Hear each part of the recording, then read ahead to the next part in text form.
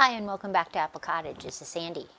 Well, this morning it's -1 degree, but there is absolutely no wind. It's completely still. My weather station outside, I can look out my front window. I have a weather station and it's not moving one bit.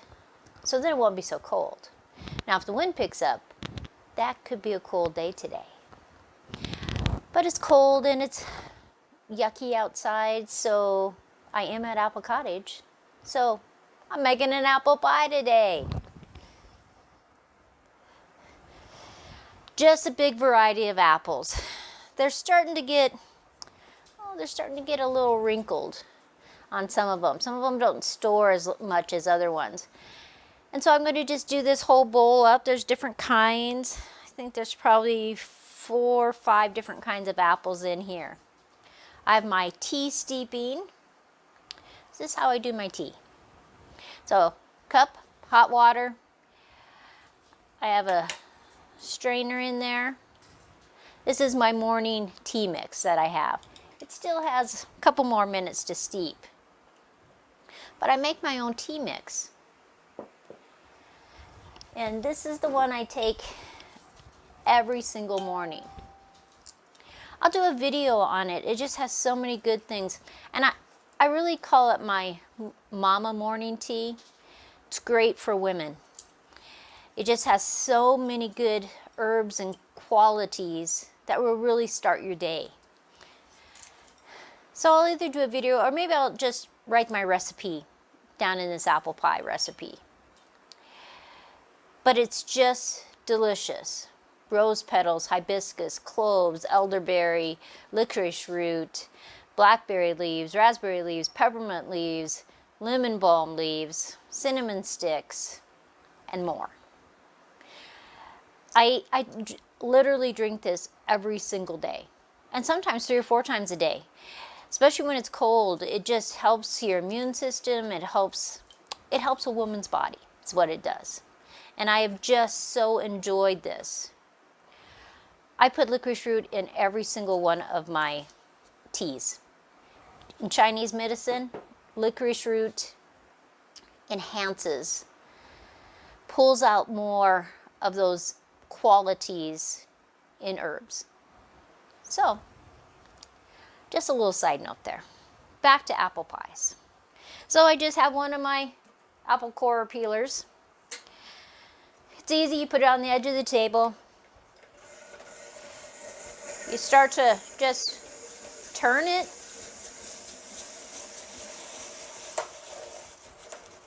And it comes out. I love these. Look at that. Is that fun or what?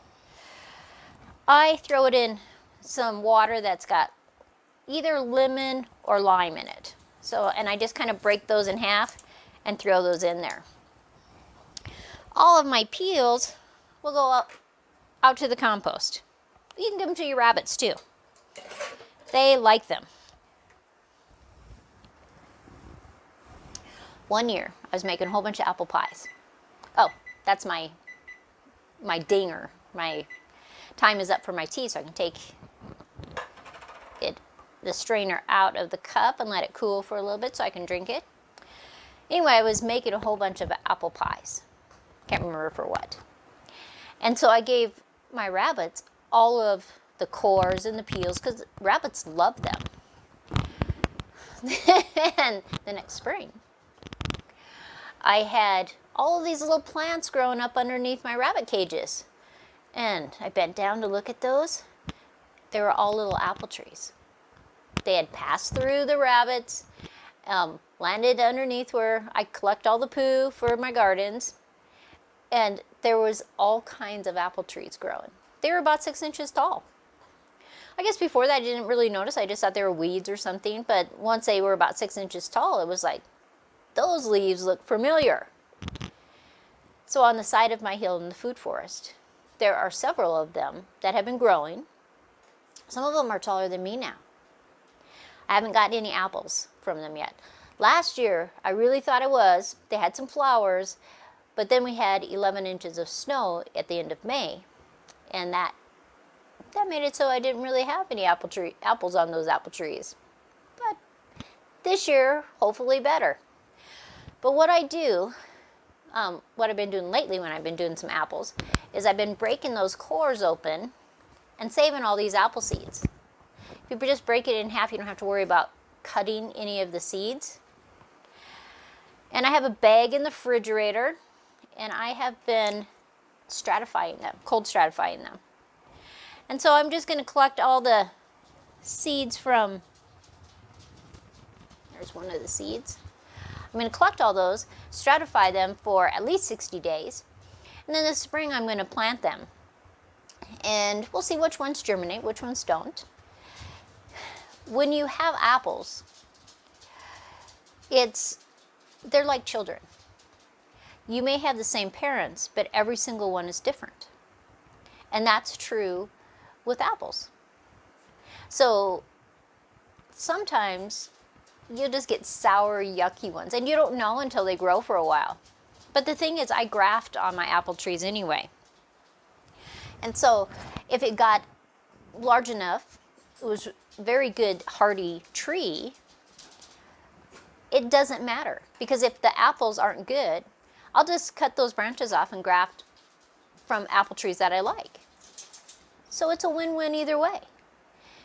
And if you can grow your own apple trees, you don't mind the weight, and they've grown from seed in your soil, they will be strong and hardy and tough, and they'll be an excellent apple tree for you, even if you have to graft other trees, apple trees, onto them. When I go to graft, I'll do a video, but I won't do that yet. I do have some rootstock ordered, and I just got my first batch of scions, which are the sticks, last year's growth, from some new types of apples. I like grafting multiple types of apples onto one tree. It gives you sometimes different colored flowers in the springtime, of course different kinds of apples, and I like the idea of multiple types of apples on one tree. You might have seen at the box stores or in magazines that you can order an apple tree that's got 3 different kinds of apples. Who cares? 3, that's not very many. I have some that have way more than that, but there's a YouTube guy that I watch. I'll give his link below, Steve, in California. He has a tree that he calls his Franken tree, I think it's called. It has 150 different types of apples on one tree. That is fabulous. Anyway, back to making an apple pie. I'm just going to go through and I'm going to use my apple peeler core. I'm going to do all these apples, throw them into the water with lime juice. Lemon juice works good too, but I just grabbed the lime juice today. I'm going to keep all these extra to go outside. I'll come back after I have all of these cut. I just wanted to show you when you break that core in half. Sometimes you'll have seeds on both sides. This one just has it on one. And you can just pick those seeds right out. Use a knife if you need to. Otherwise, use your finger. Now, I have read that a perfectly pollinated apple, drats, I just threw that in the wrong bowl. A perfectly pollinated apple will have 10 seeds. And that seemed logical when I first read it, but I definitely don't think it's true. Because some apples are much more prone to have a few seeds, and some apples are prone to have way more than 10. So it could be a good general rule, but I don't think it's a perfect rule. This one had about 5. The one before had about 10. So that's just a little side note. This is what you call a red-fleshed apple. See how it has all that pink in there? Some of them have, it's just solids. This one just happens to be just some pink in there. Now these apples that I'm doing today aren't my apples. My apples are all either dried or canned or frozen, or we made juice out of them. But I was in the mood for an apple pie, and I didn't really feel like taking some out of the freezer. I was at the store, and there were some apples I had never tried before. at Albertsons. And so this is one of them. And this is a what they call red fleshed apple. Very cool. A lot of times they're much more tart. Here's another little trick, or a tip, not really a trick. See this end? This is where the blossom was. If you get an apple and it doesn't have this, it doesn't have those little parts that used to be the flower, that apple was cross-pollinated by hand. A bee didn't do it. And so it looks a little bit different, which is really interesting to me. Just a little side note, I got to almost the end and of cutting them up, and I thought, I'm just going to tell people that. Well, all my apples are cut. These pink fleshed ones, red fleshed apples, are just so fun, an added special bonus.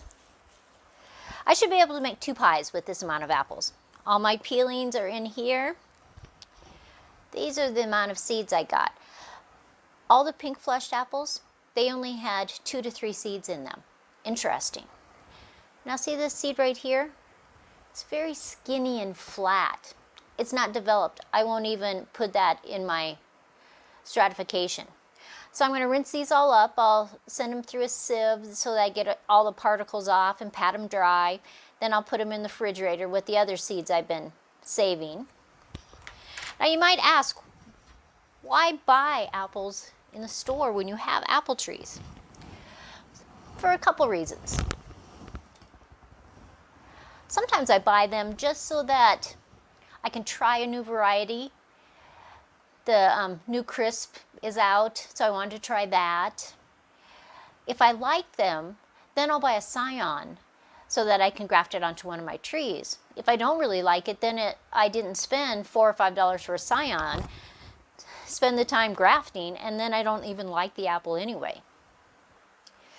But this is just, all parts of the apple are just so interesting. They're all good. You get your apple that you get to eat. You get your seeds that you can plant. You get all these peelings that you can give to your animals or to compost. It's perfect. Another thing, I don't spray my apple trees. I mean, I never spray my apple trees. My theory is you better be tough. You live in Wyoming anyway. Now I will do things to help them. If they have fire blight, I'll cut the branches off. I'm growing up nasturtiums so that the codling moth doesn't lay eggs in my apples. And last year I put little baggies on them. They were actually a bag that is made for bread, for when they have these micro holes in them, and when you just take it out of the oven, you can slide it right in there, and it still lets the hot heat out, but it keeps the bread perfect and not get soggy. So I had seen that somebody was using those on their apple trees. So I bought these ones. They're really long, and I have this heat press thing that you can press it, then you can cut it so that the bags are smaller. It worked perfect. Every single apple that I put that bag on, no problems with any kind of bugs or moth. Now some of them did get a little bit of hail damage because we had some hail last year, but they were just still perfect. And I have an obsession with apples. When it gets springtime, we're going to walk around my yard and you're going to see all those apple trees, because I have apple trees. I never let any of my apple trees more than about 10 feet tall, because I don't mind being on a little ladder, but I do not want to be on a big ladder. I have apple trees that are step over apples. They're only going to be 18 inches tall ever. I have apple trees that I'm training to be a bush. I have what they call columnar, and that means that they're basically straight up and down. They have spurs that come out a little bit, but they don't really have branches. And all the apples just collect all on that trunk and those spurs. It's fabulous. And you can have a lot of apples in a little bit of space. How many apple trees do I have? Honestly, with the step over apples and the apples that I'm making into archways, I probably have over 100 apple trees. I have them all in my book. I could count them. I have little maps that show every area of my yard. And it shows every apple tree, what kind of apple tree. In my book, I have all the apples listed. If they're a triploid, if they're a diploid, if they're an early apple, if they're a late apple, if they store long, you need to eat them right away, if they're a cider apple, if they're a baking apple, if they're just a fresh eating apple. I love apples. That's just all that there is to it. I love them.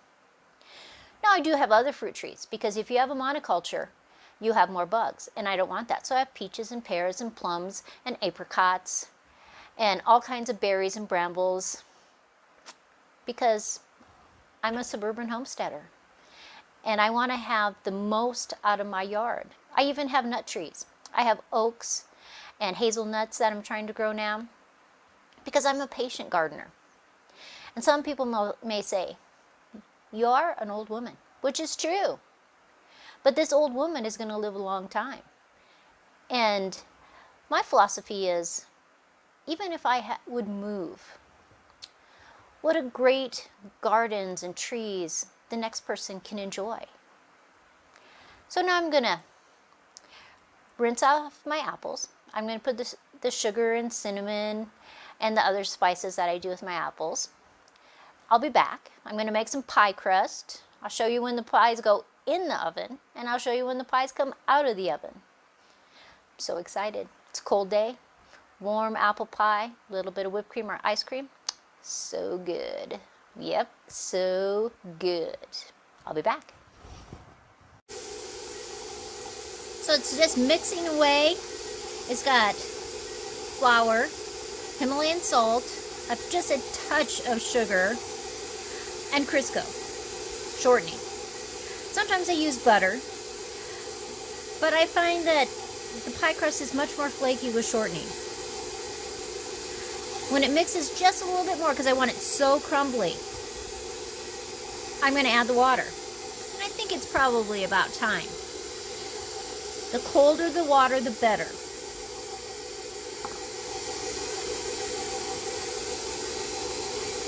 Just add a little bit at a time. See, it's how it's starting to get a little bit thicker. I'm going to turn the speed up one more notch and pour the last of the water in.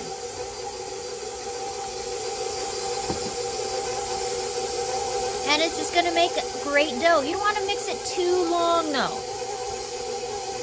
That will be enough. And then we can roll it out. So here's the dough, all mixed up, ready to get rolled out. Here is my apple pie filling. So I have the apples, some sugar, some brown sugar, cinnamon, little nutmeg, a little cloves, some flour. I'm going to mix that all up, and then I'm going to add 1.5 teaspoons of my homemade vanilla. The vanilla, I'll add that link at the end of the video.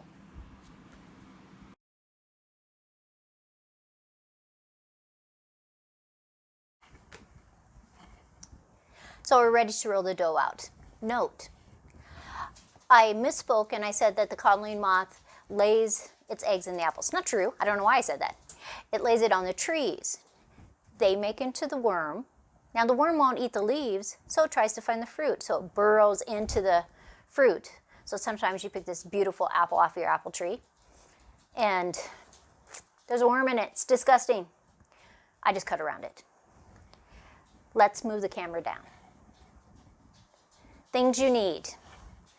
You need your rolling pin, of course. You need a mat. If you don't have one of these mats, invest in it. They're only a few dollars, so perfect. Now this is enough dough for the whole pie, so we have to cut this in half. I've already made the other one, did a video of it, but I didn't have my microphone on.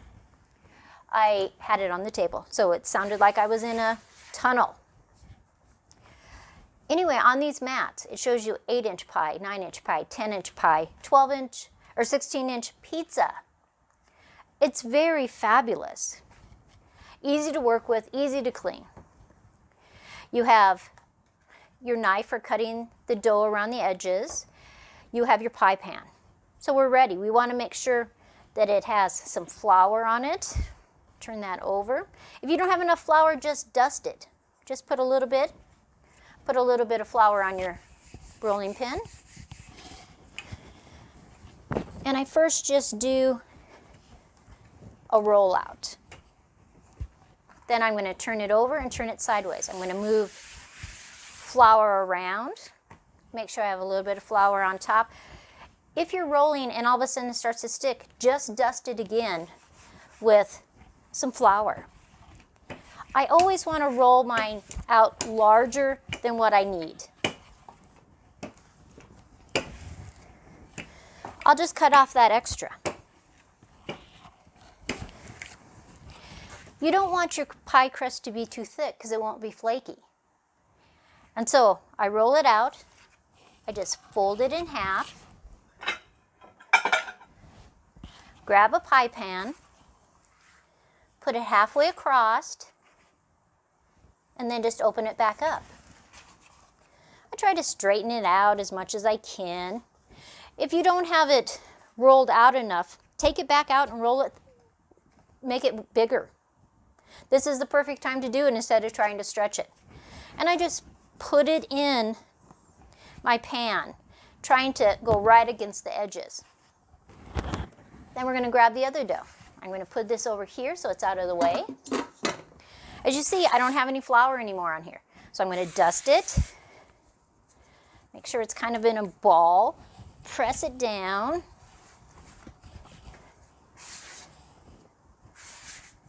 The less you work your dough, the flakier it's going to be.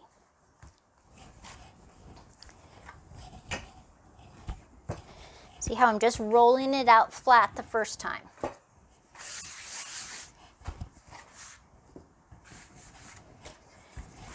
And then I can work it. And remember, if you have a 9-inch pie pan, you want to make that at least 10 inches across, if not more. You want to make sure that it's even so that some parts aren't thicker than other parts. Perfect. I'm just going to peel that back and I'm going to fold it again just so I can set it on the side. So we have our crust. Then I'm going to grab apples. As they sit, they start making their own juice, and so you want to drain that part off. You don't want to put all that juice in there. So I'm just kind of shaking it, letting it drain. And I like to be generous with my pies. If you're making an apple pie, you want a lot of apples in there. The little bit of flour I put in there will help thicken up the juices. I'm going to rinse my hands real quick because I don't want that cinnamon and stuff to go on my top crust.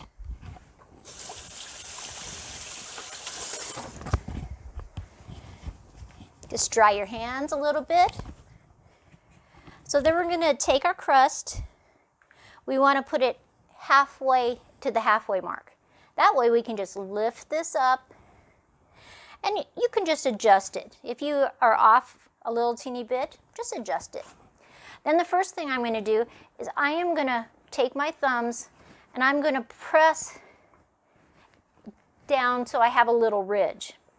It'll do a couple things. It will help keep the juices in there when it starts to bubble when it's cooking and it's bubbling away, and it helps it not to go all over my oven.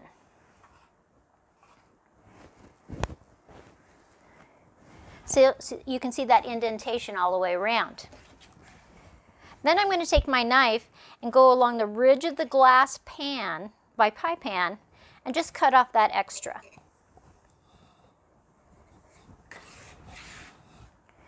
Should have grabbed my sharp knife instead of a butter knife. It would have been easier, but this will work fine. See how I'm just going around and I'm just cutting that off.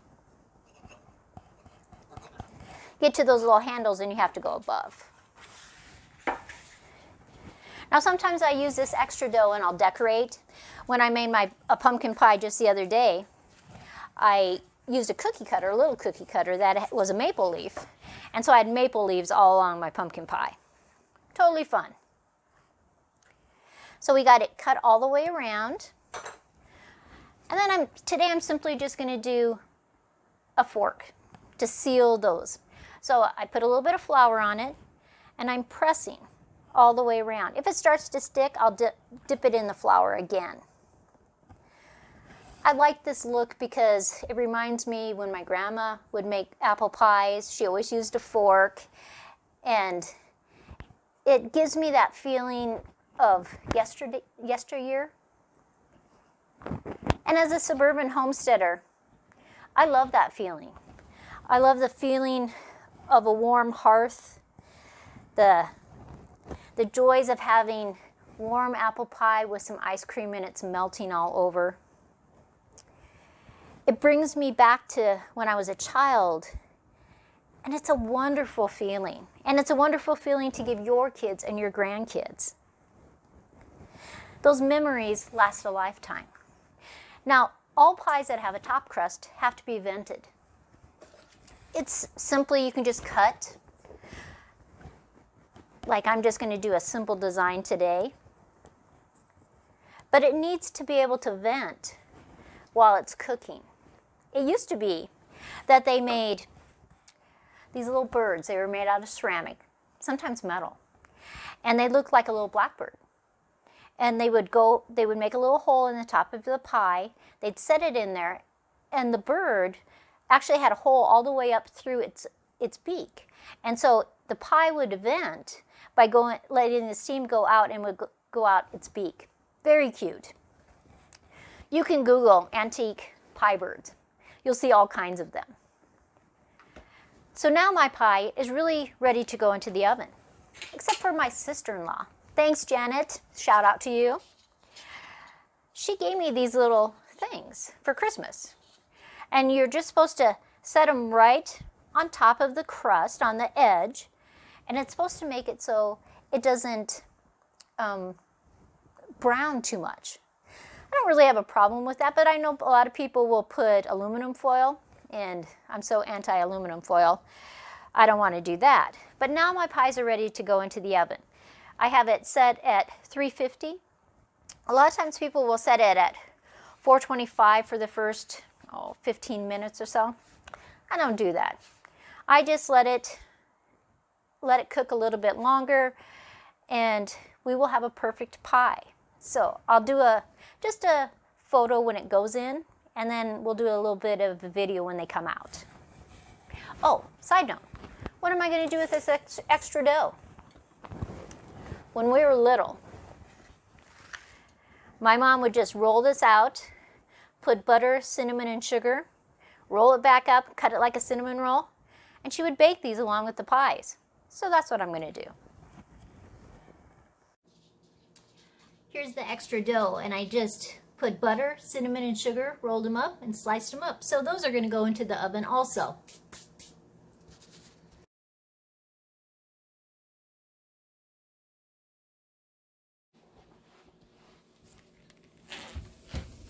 So the pies have been in there for 30 minutes. These have been in for 20 minutes. I'm going to take them out.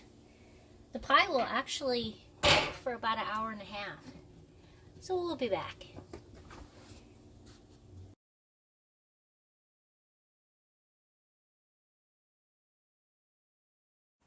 So the pies are out of the oven. I cut a slice for Joe so he could have really taste test. Fabulous. I wish you could smell what the pie smells like. It smells like home. That's what it smells like. It brings me back to when I was a little girl. It just warms me. It's 6 degrees outside. I need to be warmed. But make yourself an apple pie. I'm linking the recipe down below. It's really one of the simplest pies to make. But it is just so lovely to have a piece of pie on a cold day. Add some ice cream if you want to and let it melt all over the place. Some people like their pies hot. Some people like it cold. I just love apple pies. So, like, subscribe, share with the world, but do yourself a favor. Make yourself an apple pie. If you don't make pies, maybe there's somebody in your town that does a farmer's market or posts on Facebook that they make pies. Try one. But have a great day.